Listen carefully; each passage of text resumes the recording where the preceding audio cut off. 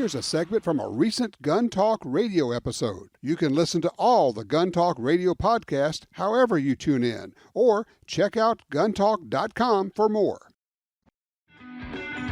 Hey, welcome back to Gun Talk. Tom Gresham here. We have an election coming up. I know you've heard a lot about it.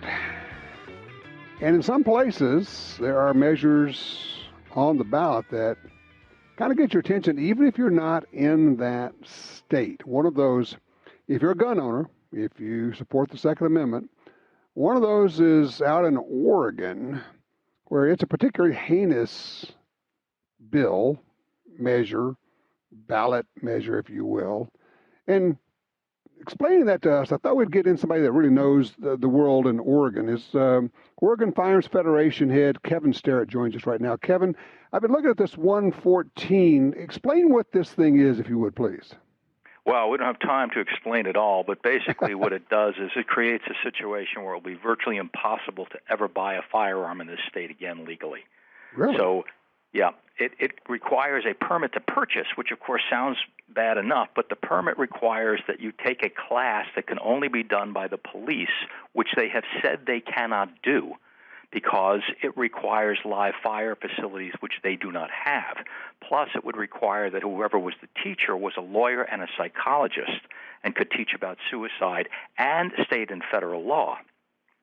All of that, of course, is not, that's bad enough, but the fact is that the measure requires training that you have to shoot a gun in. Now, and of course, it bans magazines over 10 rounds. Of course, we know that's unconstitutional. They know it's unconstitutional.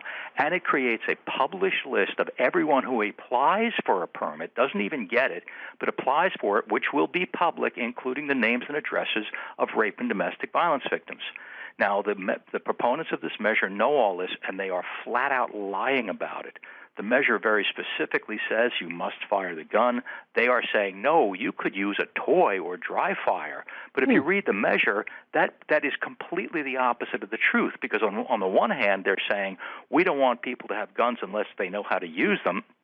And now they're lying and saying you actually don't have to prove you use them. But the measure specifically says that most of the class can be taken online, but the firing part must be done in person. If you could do it with a toy, why couldn't you do that online as well or remotely? So the whole thing is a colossal fraud.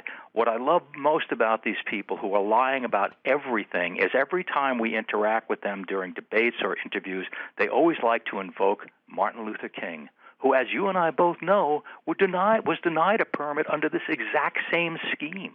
Right. So, yeah, and of course, the other thing it does is it will ban almost all shotguns, because the creators of the measure, who have admitted, one, that they are phobic, they have said that they have this mental illness and they're phobic about guns, and two, that they know nothing about firearms, did not understand that most shotguns are fed with tubular magazines that, when loaded with mini shells, can hold more than 10 rounds, which will make them illegal, which will shut down all of the youth competition, which has grown in this state, the most inclusive, safest sport we have.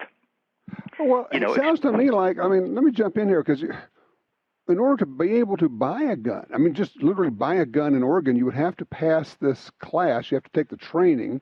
And the police have all said specifically, we will not offer it. So you're required to take the class from the police, and the police say, we're not going to offer the class. Sounds to me like what they're saying is nobody's going to be able to buy a gun. Well, that's exactly the point. And, the police have said, look, we simply do not have the facilities. And there are most of the police within a fairly large area around where I live all train at my gun club. They don't have any facilities. They're certainly not going to have the facilities to teach people who will be required to have a gun in order to take the class.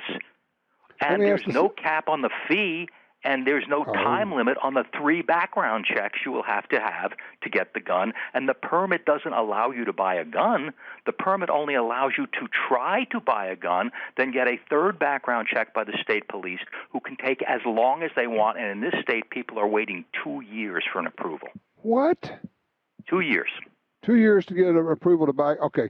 So let me just ask you the silliest question of all. How's the media covering this? Just saw the first, well, the media up until now has been completely in the tank, and they are feeding the lies about this measure. Right. They're refusing to report. What they want to talk about is, of course, people who are being shot. What they refuse to discuss is what is actually in the measure. The proponents of the measure refuse to discuss what's actually in the measure. And yesterday we saw YouTube finally put up the interview that we did with the opponents with the Oregonian newspaper, which was the complete videos up there. I encourage people to watch it, where they consistently lie about what this measure does or refuse to address it. They will always go off on some ramble about equity and equality. And remember, these are the people who are going to put unlimited power into police departments, who also have publicly stated that all police are racist and that we have a racist justice system. But don't worry, this will not be used against minority communities, because we're going to form an equity committee that's going to go work with the legislature, except there is no such committee in the measure anywhere. So where are you in terms of how is this looking in polling and likelihood of this passing?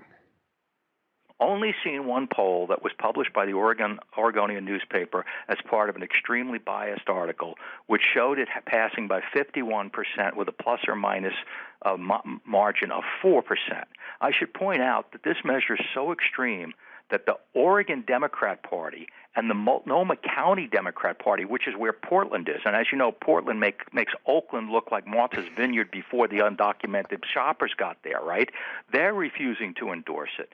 Wow. And it's united both Antifa and the sheriffs, who both published arguments against it. That's quite an accomplishment. Well, what's the key to getting this thing defeated now?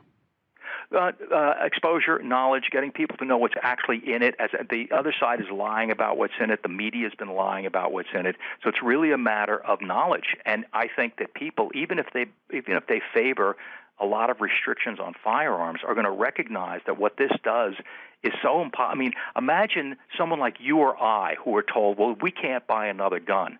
Well, that would be like an annoyance and inconvenience. But imagine saying to a single mom in an inner city or a rural part of the state who has a stalker and a small child, you can't have a gun, or at best you'll have to wait 2 to 3 years to get it. That's not an inconvenience. That's a death sentence.